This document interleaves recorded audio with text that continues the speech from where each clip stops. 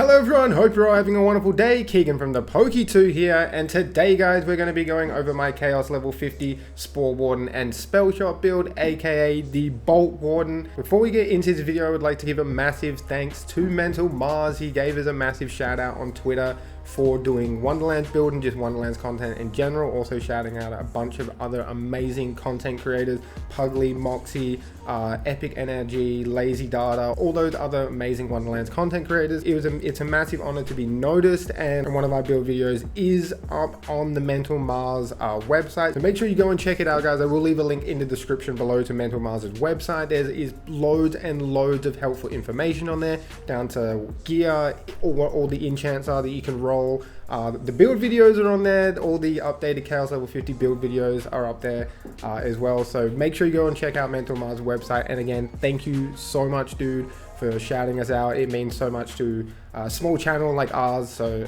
really again thank you. Now jumping into the build video guys, I would like to give a bit of a disclosure. This build video is pretty similar to Moxie's Spore-Splosion build, changing a few things around. It's mainly benefiting off using crossbolt, and one of the big issues I see a lot of people talk about on Reddit about that build is the +3 to Wrath of Nature you need on the Caper Tide.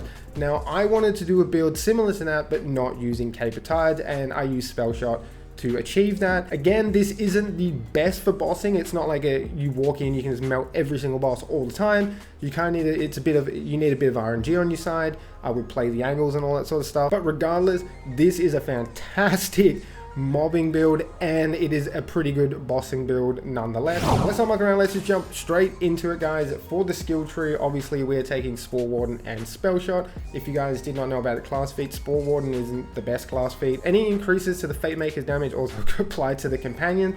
Kind of cool if you want to run a companion build, we're not really. And the Spellshot class feat is that we get spell weaving stacks, which is going to increase our spell damage. Now we are going to be taking Barrage for our action skill. Barrage, we shoot 7 arrows that deal ability damage. Now that is really good because whenever we deal ability damage, we are going to get Wrath of Nature. Now because this is a gun damage build, we are going to be maxing out Eagle Eye, which is going to increase our gun damage by 20% and our gun handling by 25%. We are also taking Bounty of the Hunt. This is just mainly a filler. It is still really nice that we get 8% action skill cooldown rate on kill skill, which is kind of good because then we can always just have consistent charges of Barrage up to give us more damage and Wrath of Nature and all that good stuff.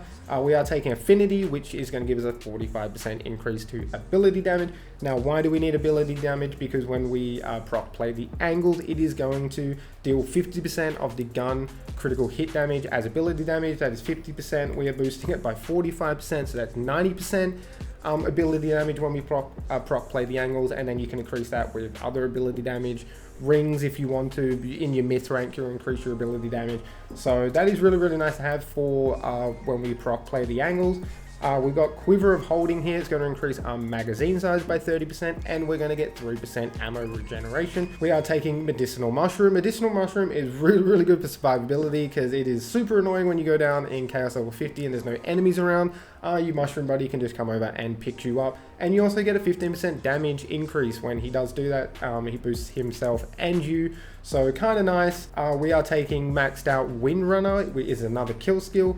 We're going to get 12% increased fire rate per stack and 12% increased movement speed per stack, and we can get 2 stacks, so that means we're going to have 24% respectively for fire rate and movement, which is really good because we want as much fire rate as we can get, and the movement speed is nice because running faster is going to be able to dodge all the enemy attacks. I have put 2 into Cold Shot. You don't have to put this in here. This is kind of like a weird skill. You'll notice I haven't put anything into Bullseye until the other day. Shout out to Pugly. He was the one that posted a video about the dexterity thing in your hero points here. The dexterity in your hero points works exactly the same way as your Bullseye gun critical hit chance. It looks good. You get so much gun critical hit chance, but it's not additive. So if you don't add the 60% on, it's multiplicative, so you have to times that number with your critical hit. So say if you, easiest way to explain this is say your spell has 10% critical hit chance. If you have dexterity and you have like 40% critical hit chance, you don't get 50% on critical hit chance for your spell, you get 40% of that 10%. So you only really get like 2-3% extra like spell critical chance if you take dexterity. The same thing applies to bullseye. You max this out, it says you're going to get 60% gun critical hit chance, 60% companion critical hit chance.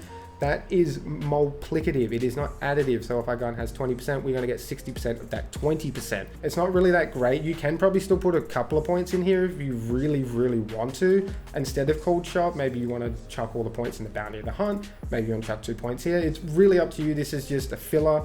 I put this in here because when I am using the quad bow, I am aiming down the sight because I am on controller. I know people on PC probably just hip fire all the time. I do try and aim down. You kind of like L2 spam, get that aim assist in, and I do find I can get like 2 to 3 stacks easily without even trying because the quad bow has such a large magazine size. So that helps. You can just get like an extra 6 to 10% damage. Not huge, but any extra damage is going to help. We are taking 1 to Headhunter, maxing it out. It is going to increase gun damage to critical hit areas. This is huge. We get 25% gun damage to critical hit areas. If you are running Chaos Chambers and the Butt Stallion is lucky enough to give you a +1, anything extra to Headhunter, you are going to see your damage like increase tenfold. It is just so insane. We are maxing out Wrath of Nature, guys. Whenever we deal ability damage, the enemy is going to take increased damage from all sources. That is going to be 30% damage increase. So whenever we hit an enemy with barrage or play the angles also hits with ability damage, we are going to get the Wrath of Nature bonus, which is just fantastic to get more damage out of the build. Probably the best capstone in terms of damage, like the way it applies damage and everything. It is probably the best capstone for damage, and that is play the angles. Whenever we score gun critical hits, they have a chance to ricochet and deal ability damage. Now we have a 35% chance for that ricochet to happen, and then we have an additional chance for that ricochet again. So when it ricochets, it can ricochet again. We have a 15% chance for that to happen, and that is where the big damage procs come from. Play the angles. I'm not sure the formula. There's probably plenty of other people that can explain how play the angles work. All I know is that when play the angles procs, it deals big damage. The more increase you have to ability damage, so we're taking affinity, anything you can put in the myth rank. Maybe you want to play around with ability damage ring. You might get some really big damage with play the angles if you boost your ability damage.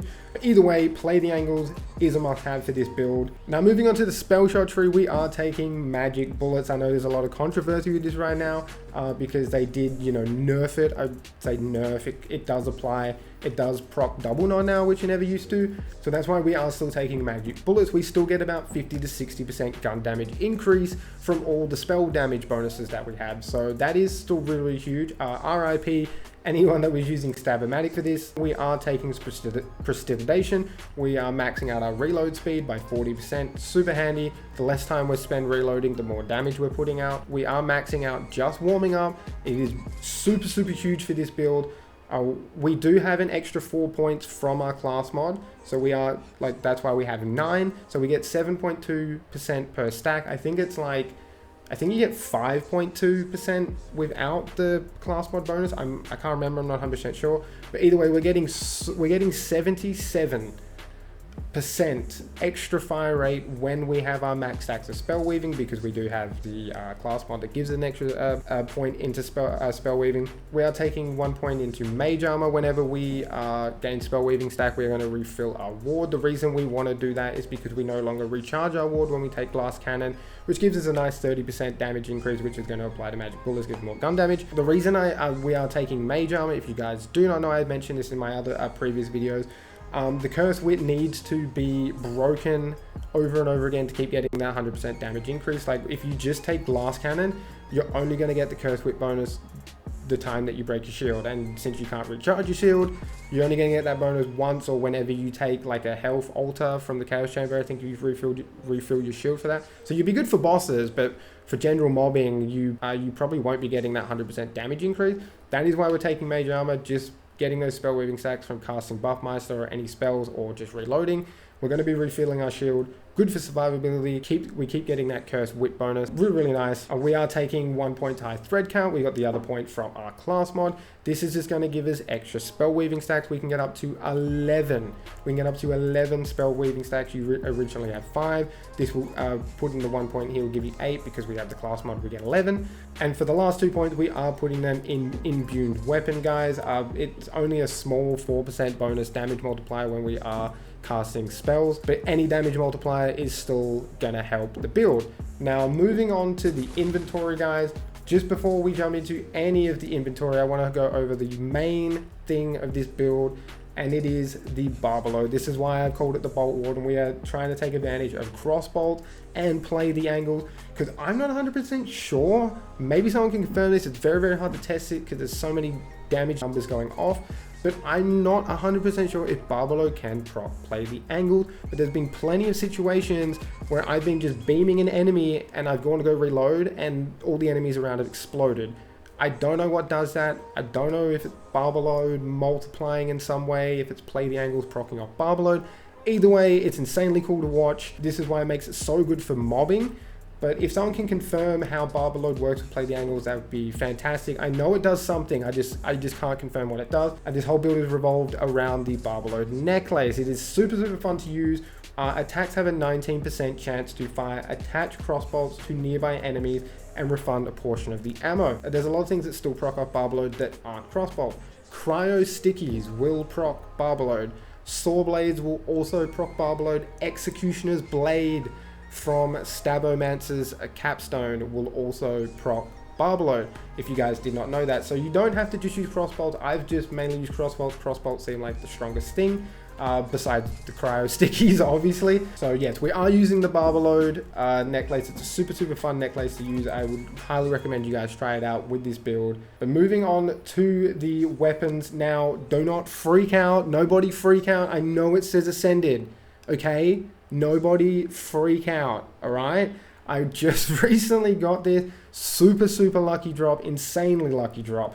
But before I was using the Ascended Lude White, the Ice Lude White, I was using the Primordial Lightning one. The damage between the Ascended and the Primordial is not a lot. It's not a lot at all. It's probably like 10k, if that. Now the Ascended version got no bonuses to gun damage, so you can probably get Primordial ones like this one that are very close, if not stronger.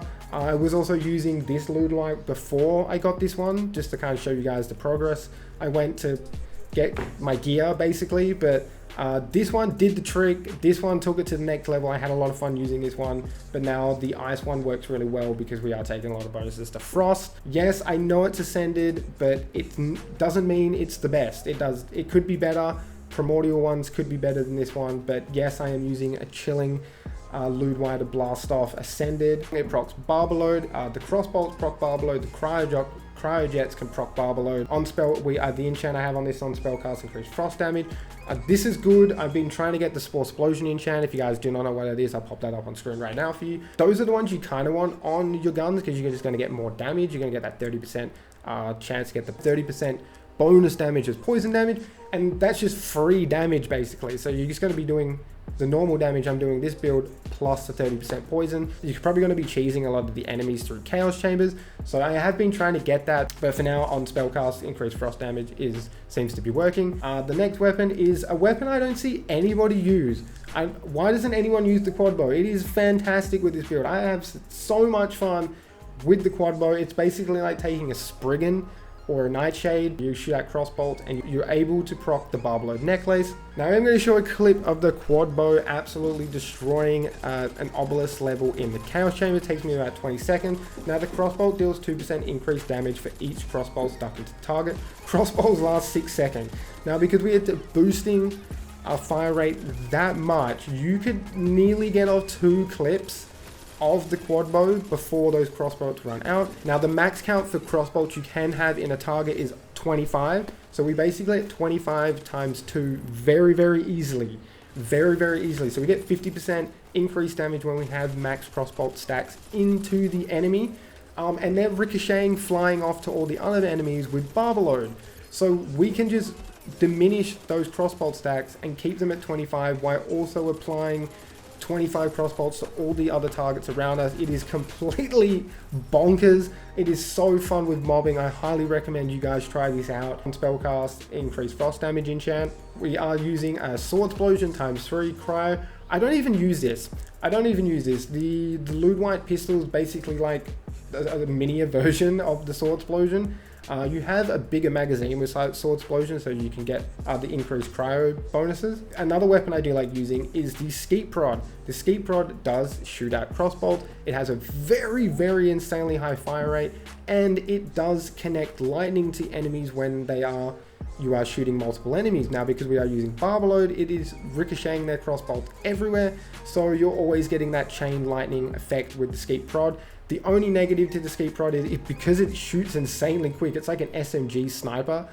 You run out of bullets very, very quickly. So if you're missing a lot of shots, or even if there's a lot of enemies, you will find that you probably will burn out of ammo very, very quickly. So that is a reason why I don't use it, but it's still an insanely fun weapon to use. The last weapon we are taking is the Ruby's Spite. Because we aren't taking any bonuses to any element, I feel like you can slot any crossbow weapon in here and it's gonna work. The Ruby Spite is insanely nutty with barber load as well. I'm sure you guys have seen how Ruby Spite works. I'll probably show you a clip now of Ruby Spite also destroying an obelisk level in the Chaos Chambers, but the second fire mode is going to increase your damage by 3 times. Clears Chaos Chambers insanely quick with its auto smart tracking round. Again, the only issue with this is you need to get a kill first to activate the smart tracking round, so sometimes that can be really, really annoying, but it does make it easy with barber load because you're going to start shooting the first enemy and you can ricochet the crossbows off to other enemies and get the kill that way. We are also taking the Goblin Pickaxe for the melee weapon, because when we melee enemies, we're going to get gold is going to drop from the enemies, and we're going to get increased movement speed, spell cooldown rate, and action skill cooldown rate. 6% for 5 seconds, can stack 5 times, and we can get 30% with max stacks, which is just huge, because we're just going to be getting our spells back, which we don't have a way to get good spell count cooldown except for the hero points. And then that means we can just keep constantly having barrage up all the time. For the gun rings, we are taking Shark's-bane. I do have a primordial one here. I probably should dupe this. Still rocking the volatile one here. I could have an extra 6% more gun damage, but I have not done that. We do have the Curse Wit. Like I said before, Curse Wit is fantastic as long as you refill it and break it again. We're going to get that 100% increased damage dealt to nearby enemies, and 17% damage reduction is also kind of nice, I suppose. Now for the class mod, guys, we are taking a Caper Tides, but it isn't the one with +3 the Wrath Nature. You don't need it. You don't need it. I'm sure it'd probably make this build like insanely good, but you don't need it with Spellshot. These are the 2 class mods I would highly recommend for this build. I am obviously using the Spellshot Brr-zerker one because it is primordial and I've just got better passives on there. I am trying to get the Spellshot and Sporewarden one. This one is nearly identical to this one because you get the Windrunner. That's going to give you bonuses to your fire rate and movement speed, but it is on kill. It's a kill skill though, whereas the highest spread count, as long as we've got spell weaving stacks, which is easier to get than kills, we're going to have increased fire rate. So that's the only difference, but I do really want to try this out because I'm not taking a lot of Sporewarden power, and Sporewarden power is going to increase your play the angles damage. So I am trying to get a better Alchemist Caper Tides, but for now I am still using Wild Mage's Caper Tide just because it has better passives. So guys, we are taking an Ice Buffmeister with Zap and Ka-chow. Ka-chow is going to greatly increase ability damage when we do proc play the angles, and I'm assuming Zap should increase the gun damage we get from magic bullets. Correct me if I'm wrong. If I'm wrong, I probably should change this to Pew. The Ice Buffmeister is going to also increase our movement speed as well. It is, I know a lot of builds do use the Ice Buffmeister, or any Buffmeister for that matter. You can also use a Fortified Sigil. Don't actually have a good one right now, but you would want one that attaches to yourself. It's going to give you a 20% increase to damage while you're inside. But because it is attached to yourself, you can just like run around, you're always going to get that 20% increased damage. And you can get ones that restore 8% of your health per second that you're inside the bubble dome sigil thing. So they're also really, really fun to play around with. And this Buffmeister I have got on spellcast increased damage dealt for 15%, for 10 seconds. The enchant on the Cursed Wit is on action skill start increased gun damage, and then that's the same as the melee weapon I've got on action skill start increased damage dealt. And then add that with Wrath of Nature. As soon as we cast Barrage, we get 90% increased damage to all the targets hit with Barrage, which is huge. It is huge. It is huge. It is fantastic. It is huge. It's really what makes this build synergize really well together is the enchant. I've got to show off hero points, guys. These are the hero points here.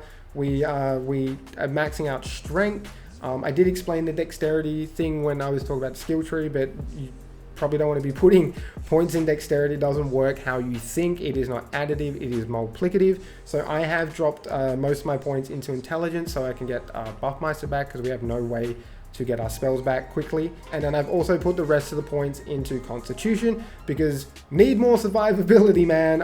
It's so frustrating getting one shot by enemies in Chaos level 50, but when you're doing enough damage, it's not too bad. You can kind of just get back up and continue with the run, but it is still super frustrating, man. We need more survivability. I don't know how they're going to fix that, but we need more survivability, man. But that is basically it for the build, guys. Thank you so much for watching. If this video did help you out, could you please leave a like? It greatly helps the channel out. This was a super fun video to make, guys. I've been wanting to get this build out for so long. It is a lot of fun. Again, it is not the best for melting bosses or anything like that, but it definitely gets the job done, and you can get some insanely quick boss kills with this build because we are using the Torg stickies and all that kind of stuff. But it is very fun for mobbing. I really love this build because we're not using double knot, we're not using pixies or anything like that. It just shreds mobs. It's just straight damage. Nothing against people that use double knot or pixies. They're still insanely fun. When you're bored, just to throw them out, just be lazy mode and just let the pixies do all the damage. It is nice having a gun build that doesn't rely on that. That's it from me, guys. Until next time, take care. Peace out.